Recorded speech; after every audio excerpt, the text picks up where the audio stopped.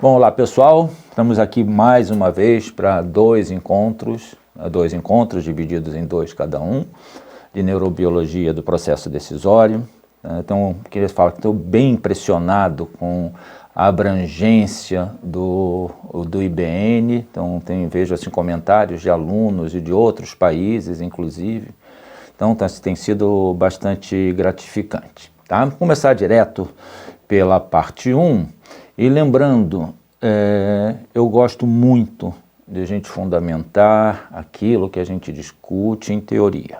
Né? Para toda prática existe uma boa teoria.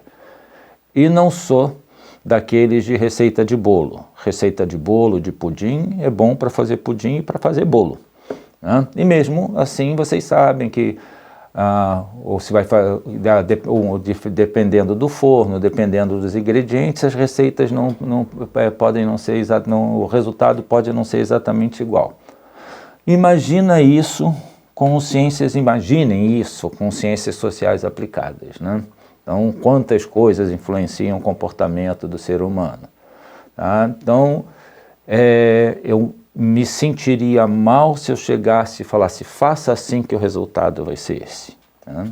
Então, e muitas vezes, quando vocês virem em publicações científicas, em artigos, em comentários, em aulas, quando alguém fala sobre uma característica, quando você fala sobre uma preponderância, quando fala sobre uma propensão, tudo isso é em média. Para ser em média, significa que existem pessoas que têm uma propensão maior e outras a menor, que têm uma predisposição maior ou menor, que têm características mais acentuadas ou menos acentuadas. Tá? Porque senão a gente também sempre vem com aquela...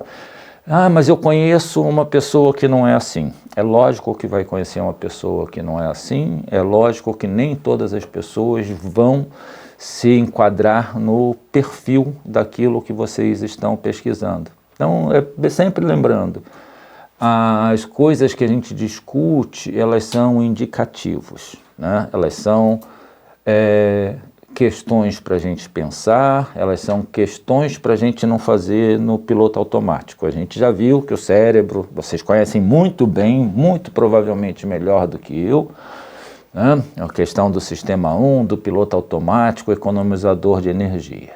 Tá? Mas quando a gente está falando de estudos, quando a gente está falando dos nossos produtos, de querer ofertar, colocar no mercado, promover os nossos produtos, a gente tem que tomar um pouco, deixar o sistema 2 trabalhar, tá bom? Então vamos lá. Para começar, a gente vai com um momento de reflexão sobre evolução, tá? Então o que é esse momento de reflexão? Não é a gente se lembrar, não é um revival, nem um previously nas aulas passadas, tá? É um momento para a gente pegar algumas questões sobre teoria da evolução, né, que são aceitas, são cientificamente aceitas, para a gente continuar vendo que faz sentido a gente estudar comportamento à luz da evolução. Se a gente está falando de neurobiologia, a gente só pode pensar em evolução. Tá? Então, evolução é o pano de fundo para tudo que a gente está discutindo, ok? Então, vamos lá. Quantas vezes vocês já ouviram falar que a evolução é a sobrevivência das espécies? Não é. Tá?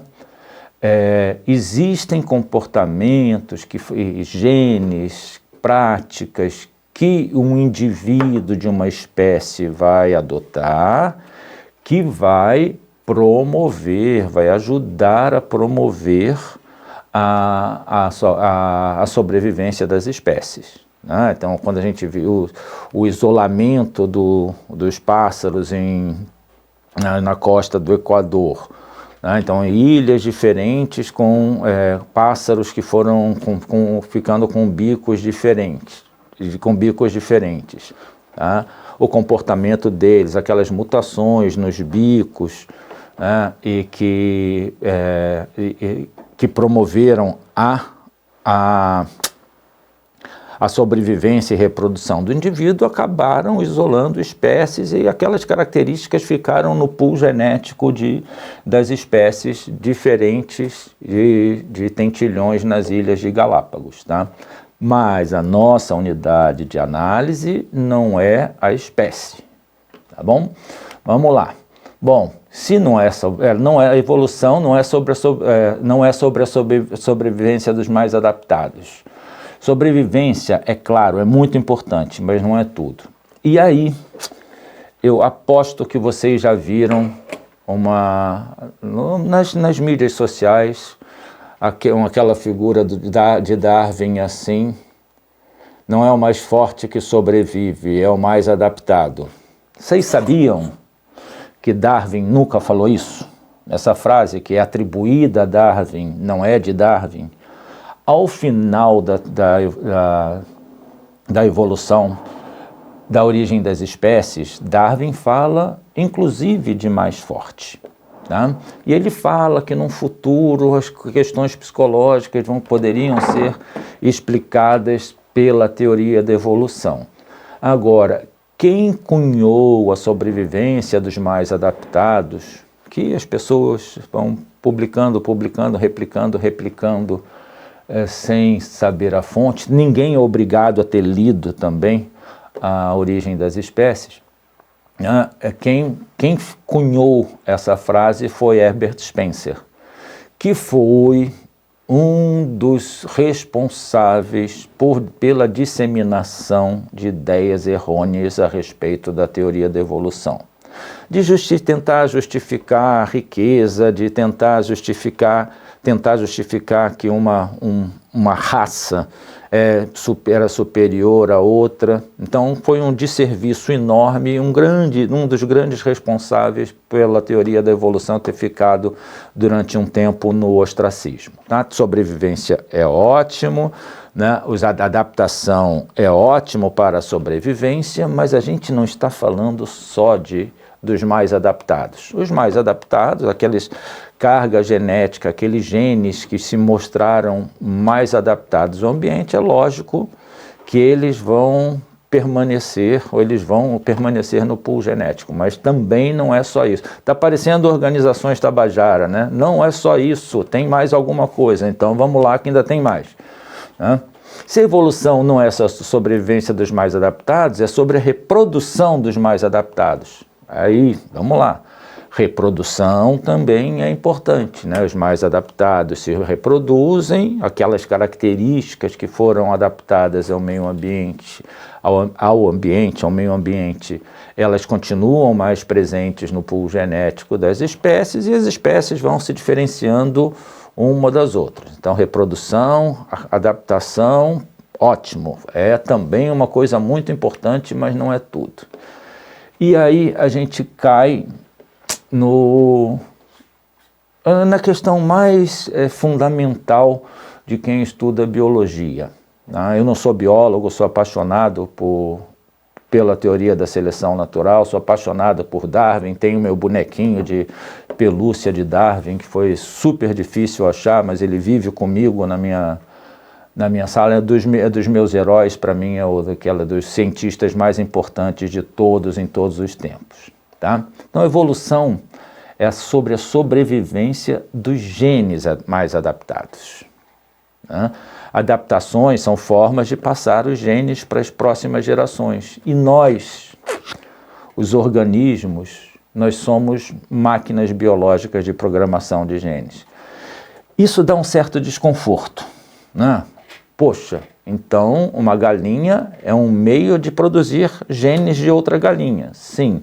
E nós, seres humanos, somos maneiras de produzir, de passar genes e produzir genes para as próximas gerações. A lógica é essa. Então, aí a gente pode chegar naquele instinto natural de reprodução, de ter filhos, etc. E depois a gente vai ver que essa lógica que existe entre nós, mas a gente pode, sempre que quiser, decidir não passar os genes à frente, isso não tem problema nenhum, mas vamos entender os organismos como máquinas biológicas de propagação de genes. Tá? Dá para bugar, né? Bugou até a letra I nessa daí. Então, quando gravou a letra I bugou, assim como a gente fica bugado quando a gente lê sobre isso. O que é importante para a gente parar para pensar, né? Para a gente olhar as coisas sob outras óticas. Eu me lembro que eu, muito tempo, fui criado em... A minha escola não era cristã, mas fiz primeira comunhão, etc. Casei na igreja. Não era lá todo mundo super cristão, mas eram cristãos. Agora já nem me lembro mais, tá? Mas eram adeptos do cristianismo. Vamos lá. Né? E eu tinha medo de ler Darwin, porque eu achava que aquilo poderia contrapor uma visão de mundo. E sim, poderia. Né? E nisso traz aquilo que vocês já devem ter estudado, já devem ter visto em vieses, que é viés de confirmação. Olha só o que a gente perde. O que é o viés de confirmação? O viés de confirmação é a gente buscar informações que se assemelhem ou que confirmem as coisas que a gente acredita.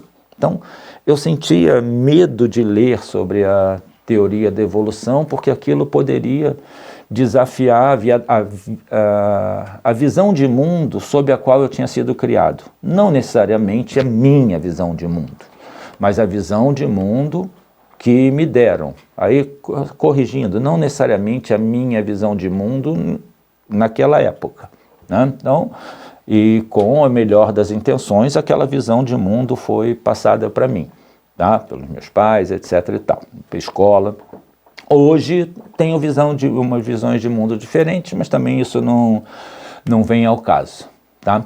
Porque quando essa bugada, vocês podem estar se perguntando, Léo, quando você fala de organismo, não dá para me tirar fora dessa, para me incluir fora dessa, não dá para me deixar de fora desses organismos? Né? A gente pode responder isso com uma outra pergunta, mas vocês podem ficar tranquilos que já as coisas começam a fazer mais sentido. Então, gente, vocês veem, a gente está investindo um tempo para pensar na fundamentação de tudo que a gente está vendo. Então, eu trago muito da minha carreira acadêmica.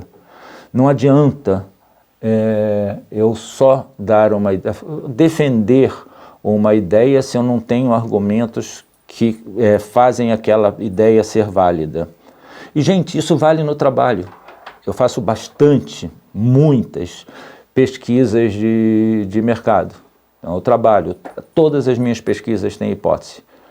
Todas as minhas pesquisas têm hipóteses que eu quero testar e para todas eu explico a teoria subjacente. Porque eu não me sinto confortável em falar, olha, vamos mexer nisso e causar aquilo. Eu tenho que explicar por que quando a gente avalia uma coisa, qual é a relação dessa com outra coisa, qual é de onde surgiu essa hipótese e qual é a teoria que fundamenta aquilo que a gente está discutindo. Tá? Então eu sei que a gente tem uma correria danada, a gente quer chegar a resultados, tem pressão por resultados, mas se vocês puderem parar e pensar um pouquinho, bom, legal, isso faz sentido, mas de onde vem, como é que eu posso fundamentar? Alguém me falou sobre alguma teoria, alguém me falou sobre um conceito, mas será que esse conceito é válido? Alguém me falou que é cientista, como é que eu posso saber se alguém é cientista? No Brasil é muito fácil. Vai lá e acha o currículo Lattes.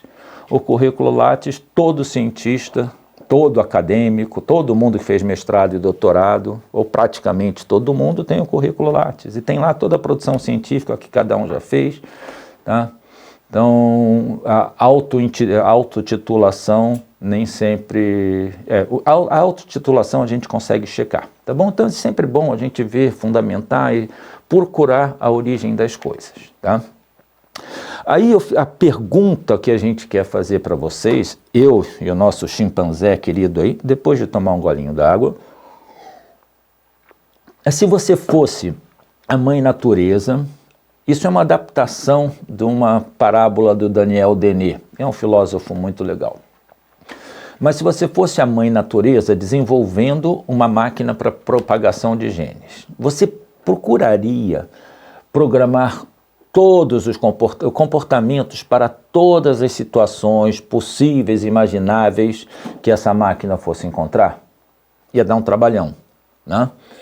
Assim como a teoria de contratos diz que não existe contrato perfeito, porque você não consegue hipotetizar todas as variações de um contrato, você conseguir programar todos os desafios que aquela máquina de propagação de genes fosse encontrar seria algo complicado, vocês concordam?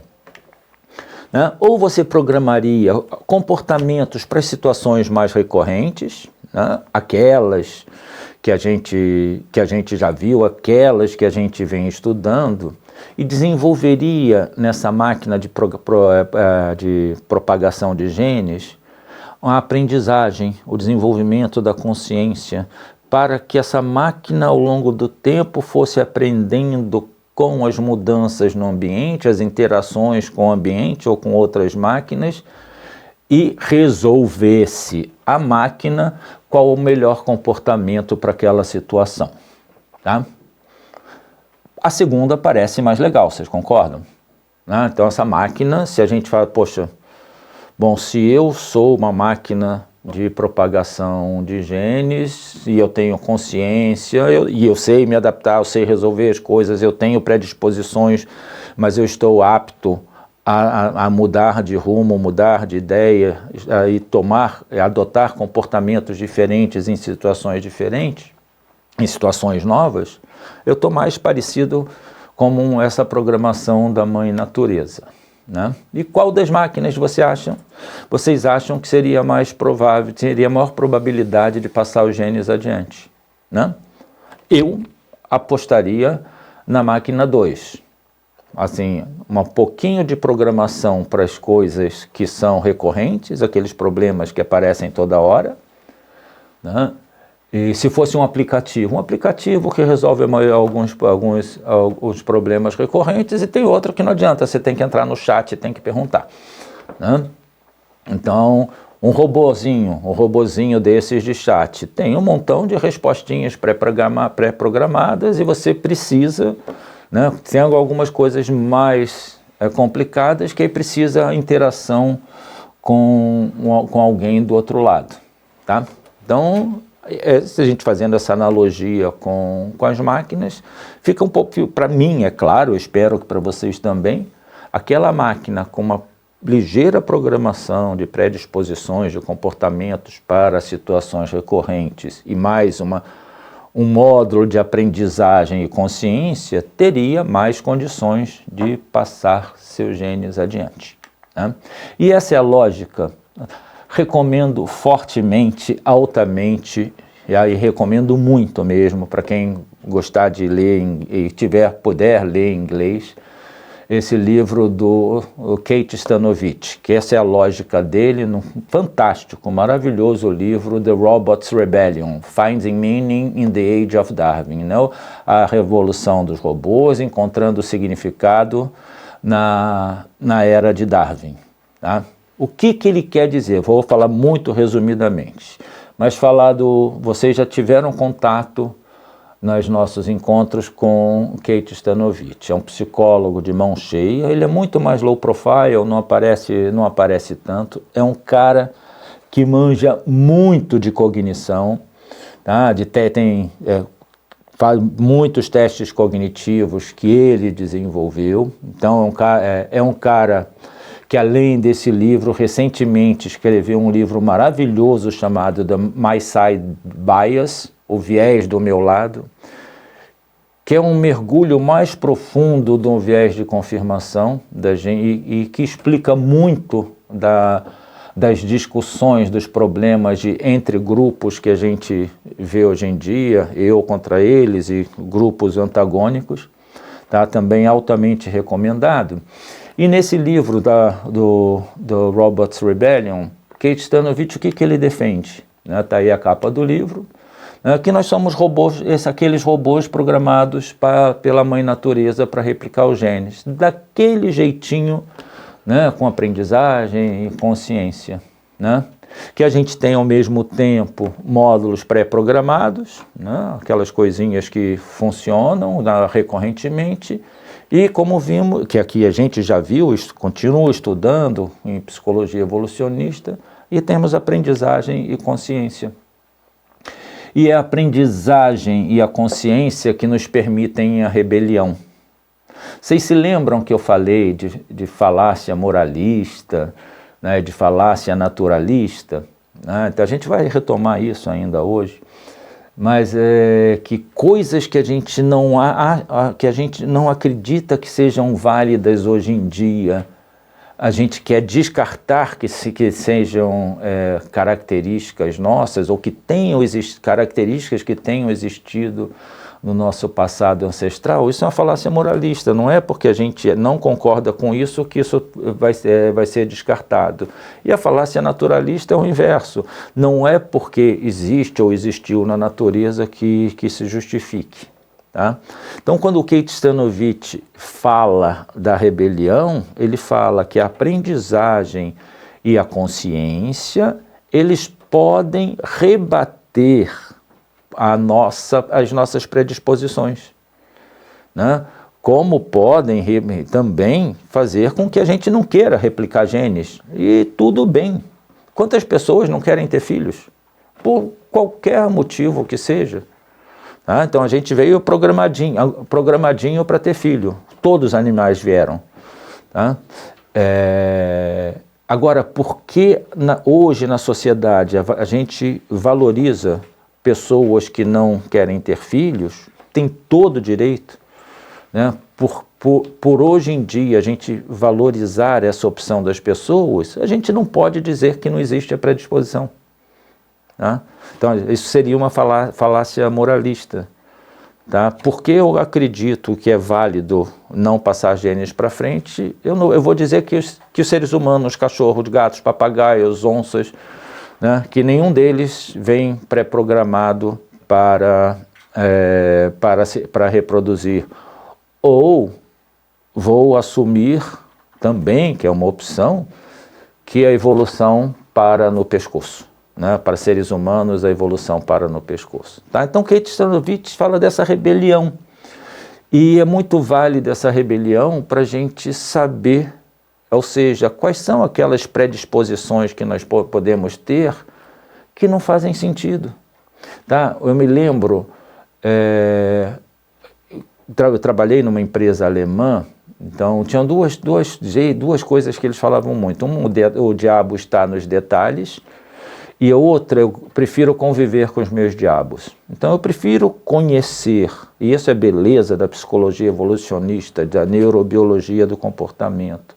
A gente conhecer as nossas predisposições do que ser pego de surpresa. E como nós temos consciência, conseguimos aprender, somos seres culturais, né? A gente consegue se rebelar contra defeitinhos de fabricação que a gente porventura carregue. Tá? Então a gente pode discutir tranquilamente, a partir dessa compreensão, que à luz da evolução aquelas coisas faziam sentido no nosso passado ancestral e muitas não fazem mais sentido nos dias atuais. E eu vou dar alguns exemplos para vocês. Né? Vocês podem estar perguntando, tipo o quê, Léo? Né? Gente, simetria. A gente tende a achar, né? As pessoas que têm a simetria da face, tanto de homens e de mulheres, como indicador de beleza, indicador de saúde. Né? A característica da pele como indicador de saúde. Os homens olhando para as mulheres, preferência clara de uma razão cintura-quadril, que é um indicador de fertilidade. Tá? Ah, mas Léo, isso é machismo, tá? O homem ficar olhando simetria, a pele, razão, cintura, quadril, ou seja, essas coisas podem parar de fazer sentido, tá? Então, Isso pode levar à gordofobia? Claro que pode levar à gordofobia. Por isso que conhecer essas nossas predisposições não é justificar. Isso seria uma falácia naturalista. Tá? Agora, da outra maneira, se a gente dizer que não há porque a gente não gosta, seria à luz da teoria que a gente está falando, seria uma falácia moralista. E assim, do mesmo jeito, músculos como indicadores de carga genética masculina. Gente, tem estudos de preferência por homens mais musculosos perto da evolução, perto da ovulação. Tá? Ah, pode ser cultura? Não, tá bom, pode ser cultura, e se for feito em várias culturas diferentes. Né? E posses como indicadores de cuidado, de potencial cuidado com a prole. Por quê? Gente, pensa no passado ancestral. Lembra da teoria do investimento parental do Robert Trivers? Quem investe mais no cuidado da prole? A mulher. Né? Ela precisa, lá atrás, né? Hoje em dia, infelizmente, ainda, né? Mas ela precisava de alguém que cuidasse, que tivesse meios de manter a prole. Então, aqueles indicadores de riqueza, seja lá o que for, ou de potencial de cuidado, né, foram coisas que nasceram no nosso passado ancestral. Faz sentido hoje? De novo, são coisas contestáveis. Mas é bom a gente saber que em algumas teorias, essas características, segundo algumas teorias, essas características são existentes. E a gente, como robozinhos do Kate Stanovich, pode se rebelar, e eu convido todos vocês e todas vocês a gente se rebelar e não aceitar as coisas que não fazem sentido hoje em dia. Né? Como, por exemplo, quem não é do Brasil não deve ter acompanhado, mas há alguns anos a gente teve existia muita propaganda de cerveja com mulheres, e gente, perdão da palavra, com mulheres chamadas de gostosas, né? Ou seja, a objetificação das mulheres nas propagandas de cerveja. Até que perto de um carnaval teve quase uma revolução das mulheres muito bem-vindas, que aquilo não dava mais. Tá? E hoje as propagandas de cerveja já são com mulheres bebendo cerveja e não mulheres objeto servindo cervejas para homem. Tá? Então, isso é uma revolução. É uma revolução maravilhosa de um robô. Tá? Por quê? Porque lá atrás as mulheres podiam, razão, cintura, quadril, etc., serem objeto de desejo dos homens, mas isso não faz sentido. Tá? Isso não faz mais sentido. Então vamos lá nos rebelar. Né? Porque rebelião somos nós, né? E é bom a gente estar atento à falácia moralista e à falácia, né, naturalista. E assim, para terminar essa primeira reflexão e passar para uma parte mais aplicada, algumas coisinhas mais aplicadas, com um estudo de caso que eu participei, que eu me lembro muito bem e já é fruto de muitas discussões. Tá? Assim como bons estudiosos robôs estudiosos que estão sabendo das coisas, vocês estão aptos a rebater também potenciais críticas à abordagem darwiniana de comportamentos. Vou passar rapidinho por elas. Né?